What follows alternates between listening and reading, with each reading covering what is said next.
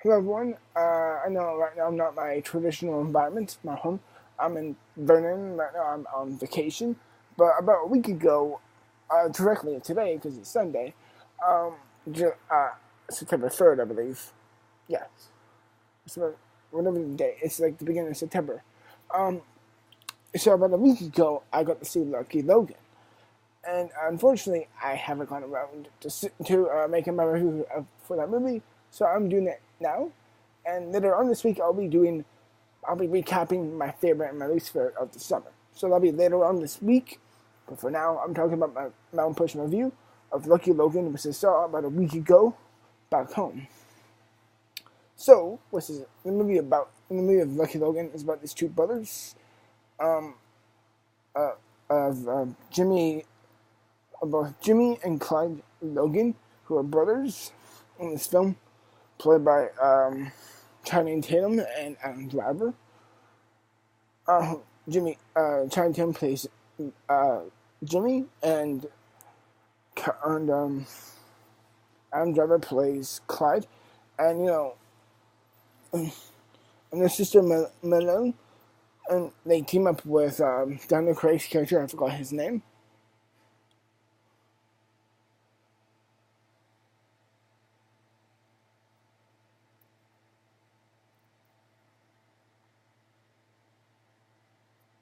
And okay, regardless of even though I'm just been quiet for a little bit, but this movie, and essentially they plan to steal money. These two brothers with their sister, and a team up of Daniel Craig's character, they come together and make uh, well, they steal money from not really a bank, but they steal money from a NASCAR bank area, which is during a big NASCAR game.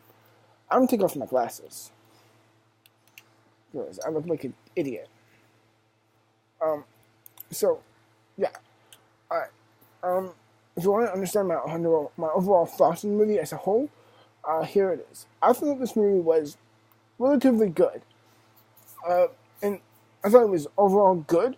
I thoroughly did enjoy it. I preferred the second half of the movie to the first half.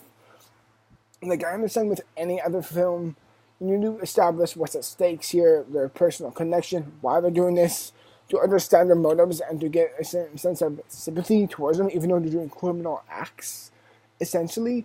But as a whole, you want to get on their side, and the movie, in the first half, does a good job at selling their performances.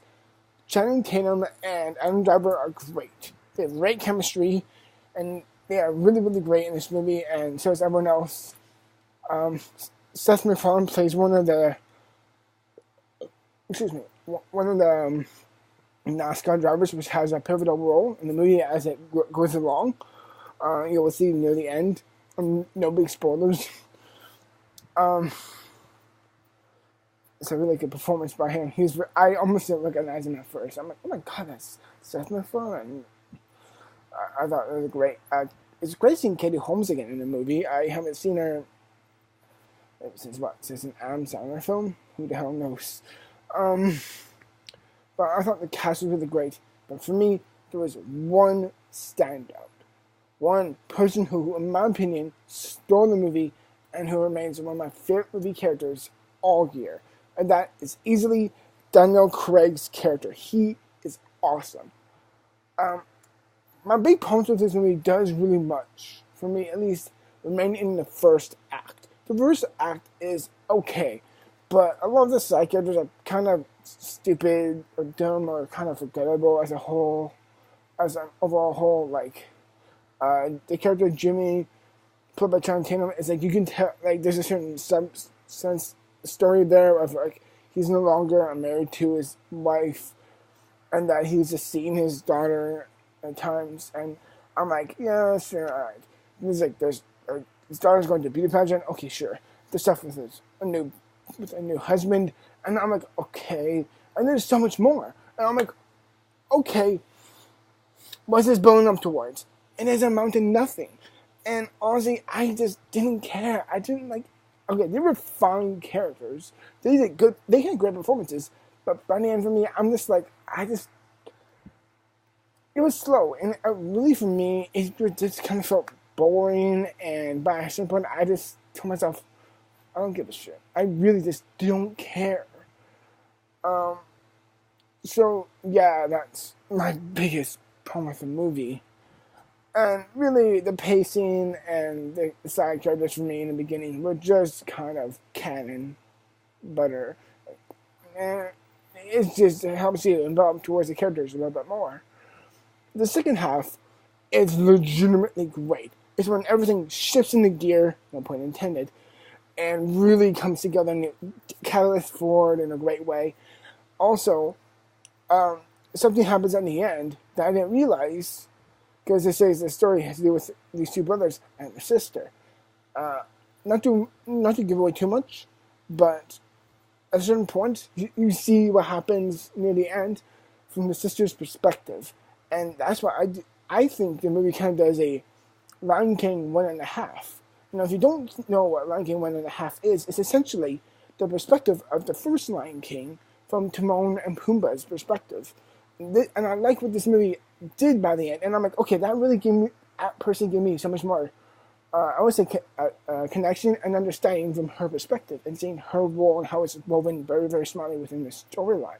Also, Catherine Watson's in this movie, and I really enjoyed her a lot. Seth MacFarlane was great. And of course, my favorite part of the movie, which I'm now bringing up, as I did before, and that is easily Daniel Craig as this convict who helps them. He is awesome, electric, and magnetic to watch. He's so fun, so intriguing, and he doesn't play as deadpan as his James Bond, but he plays it with just enough charismatic likability and on edge, almost kind of overcooking his performance. He's going a little bit out with his performance, but he's also kind of pulling back. So it's like a good control type of craziness you see in him. And I could totally see him belonging in this jail cell. And also there's a great side story near the end of like his jail cell mates, and they're like, no, they want to watch Game of Thrones while in jail. And I thought that was a complete riot to watch. That was so funny. Those guys, I'm like, I can watch them forever. Why the family? I love those soldier guys. I think one of them was actually, I don't know for sure. Actually, no, fuck that. As a whole, I thought everything in the second half of the movie was so good. The story, the way the story is just woven into it, with the performances that were really great, especially by my personal favorite, Daniel Craig in this movie. And as a whole, I just thought it was so fun.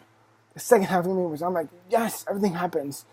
And there's certain things that happen that aren't big spoilers, but they're very much good gags for the character. Like,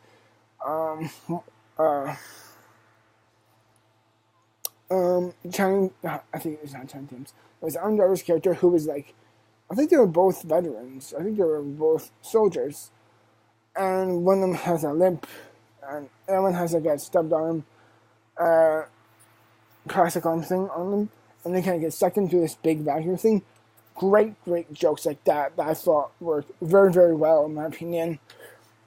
And yeah, as a whole, I just thought this movie for me, for the most part, was good. Was for me at least the majority of it good.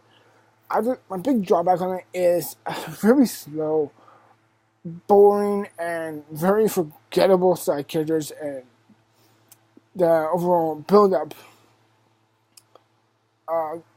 really wasn't all that great in my opinion.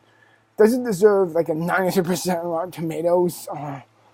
In my view, no, it's not that great. And I do think some of the reviews are overcooking it, but this movie overall is really good, and it certainly shows to me it's the best movie I've seen probably since Detroit, which is probably the best movie I've seen since Dunkirk.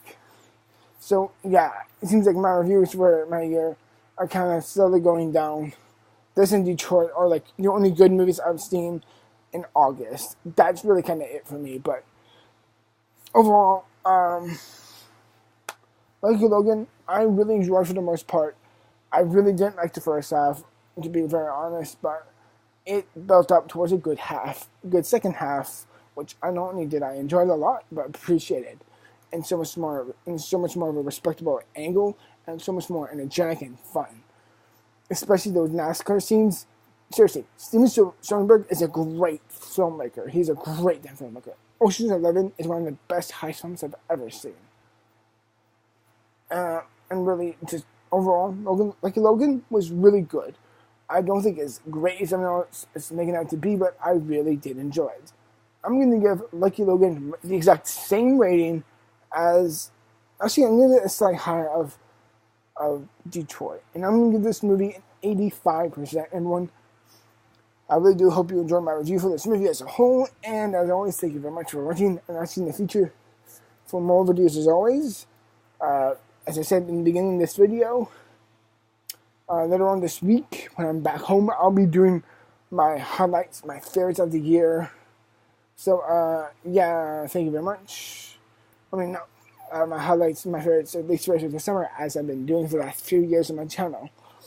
As always, thank you very much, as always, and until then, have a sweaty, fun, exhausting as all hell summer day. Bye-bye.